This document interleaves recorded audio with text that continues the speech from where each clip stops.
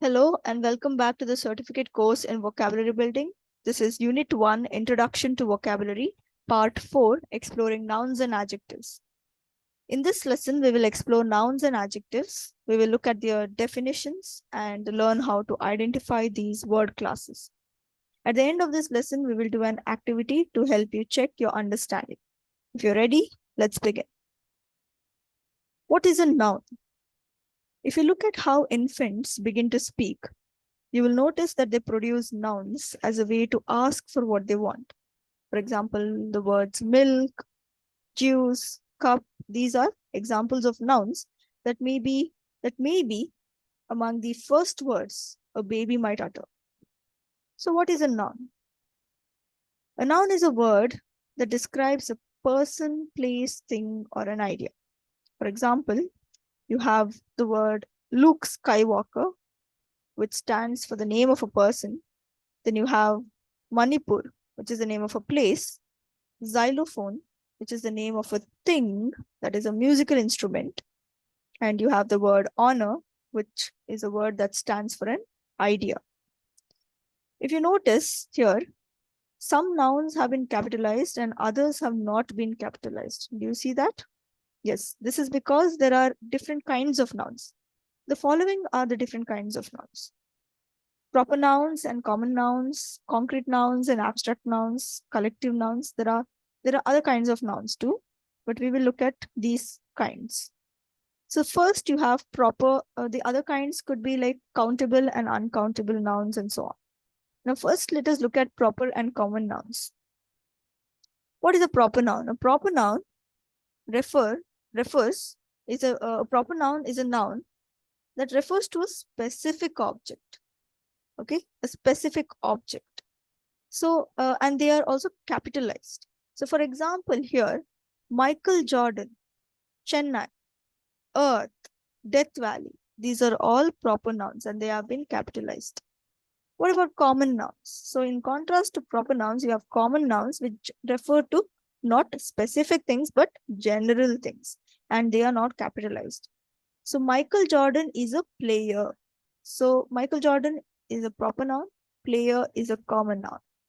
You have the city, Chennai. City is a common noun. Chennai is a proper noun. Then you have the word earth here. Here, under common nouns, the word earth, under common noun, the word earth, it means soil or dirt. It can mean soil or dirt. And here you have earth, which means the planet Earth. So that is a proper noun. Okay, specific planet called Earth. And then you have the word valley, which is not capitalized because it is a common noun. And Death Valley it refers to a specific valley, which is the Death Valley. So it is a proper noun and it is capitalized. Next, let us look at concrete nouns and abstract nouns. So what are concrete nouns? Concrete nouns refer to physical things that can be sensed. Okay, like you can see, touch, hear, smell, or taste. So anything that refers to these that can be sensed are concrete nouns. For example, you have smile, which can be seen, food, which can be touched, thunder, which can be heard, perfume, which can be smelled, air, which can be felt.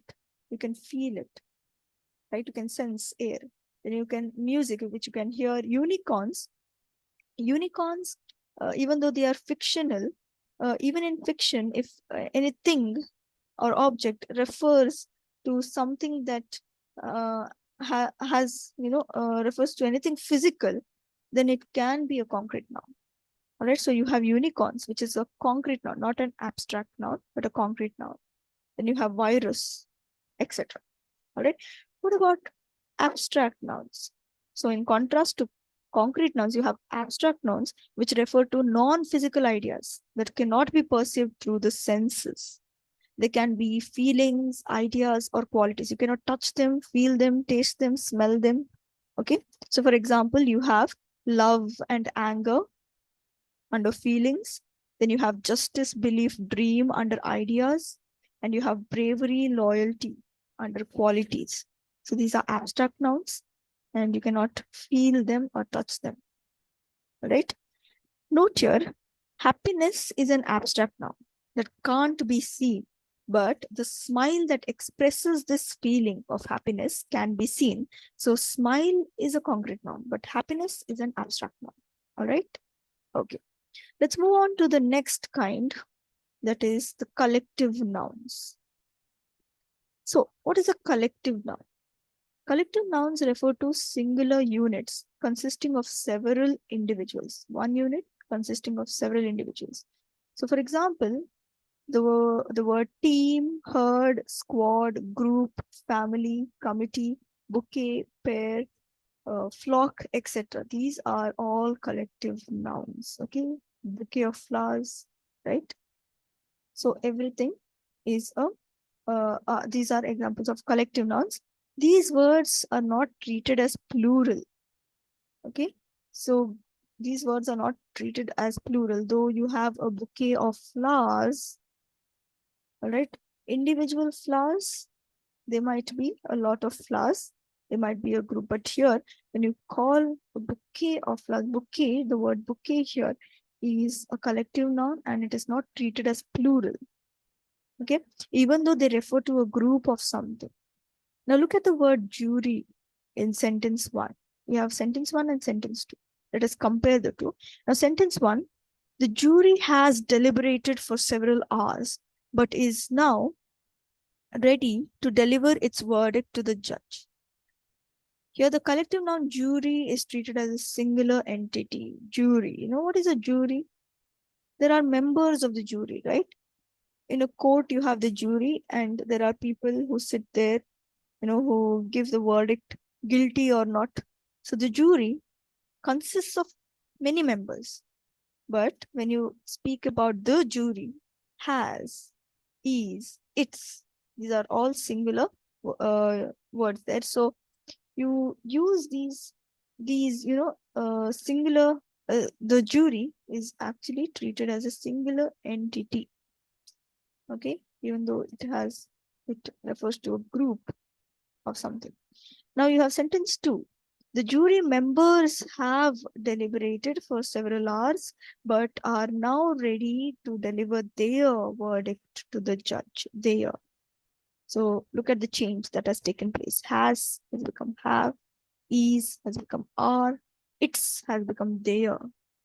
It's a plural, right? So here we are speaking about, so what is the change here? We're not speaking about the jury, we are speaking about the jury members, the individual members within that group of jury, right? So in this sense, when the collective noun jury is replaced by jury members, there is a change. So there can be several members, but only one jury. Okay, so jury is a collective noun and it is not treated as plural. All right? Yes. So these are the kinds of nouns that I wanted you to look into. Now let us have a look at what is an adjective.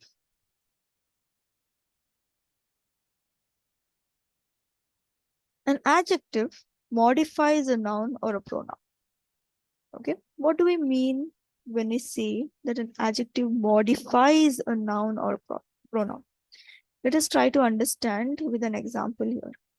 So consider the noun smile. Okay, this is a noun. Consider this noun smile. What do you visualize when you think of the word smile? You see someone smiling, yeah? Now consider various ways of modifying smile. For example, a big smile, a shy smile, my father's smile. Has your visualization been modified or changed by the addition of these words? Yes, right? Your thinking has changed. Your ideas that come to your mind when you think about a big smile or a shy smile, it changes, right? So that is how an adjective modifies a noun. You have the noun smile and it has been modified, it has been changed, okay, by the addition of adjectives. Adjectives add more information, okay? So now I have put these two word classes, that is the nouns and the adjectives together, because they are the best of friends. Okay, best of friends. Often we see a noun in a sentence. Often when we see a noun in a sentence, there is an adjective not too far away because adjectives describe nouns. They tell you what nouns are like and they add more information. So, a really good way of finding adjectives in a sentence is to find the noun first and then look for the adjective, which is often close by. Right? They are really good friends. Okay, now next. Now let's apply our understanding of nouns and adjectives. So I want to give you a task here, an activity.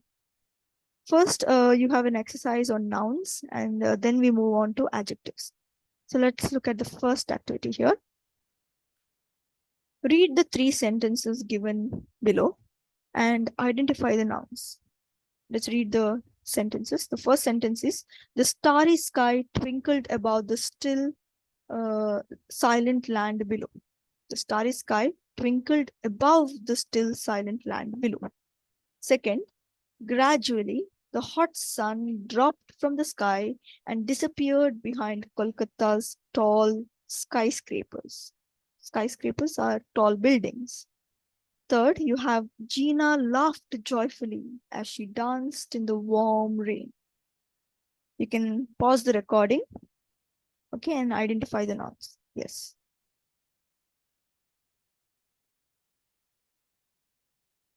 Okay. So let's check the answers. Here you have the answers. In the first sentence, the nouns are sun. Sorry, in the first sentence, you have the nouns sky and land. In the second sentence, the nouns are sun, sky, Kolkata, and skyscrapers. Do you notice anything about Kolkata that is different? Yes, Kolkata begins with a capital letter. That's because it is a proper noun. Your name also begins with a capital letter because your name too is a proper noun. Okay. All right. Now the third sentence here, in the third sentence, the nouns are Gina and rain. Gina is in capital, not just because it is in the beginning of the sentence, but also because it is a proper noun. Okay, so this was the activity on nouns. Let's move on to adjectives. We will look at the same 3 sentences, but this time I want you to find out the adjectives. Remember, when you know where the nouns are, the adjectives are not too far away because they are good friends, right? You can pause the recording. Okay, let's look at the answers now. So in the first sentence here, we have starry describing the sky, and we have 2 adjectives to describe the land. They are the words still and silent. You can separate adjectives by using commas, right? Between 2 adjectives, you have a comma.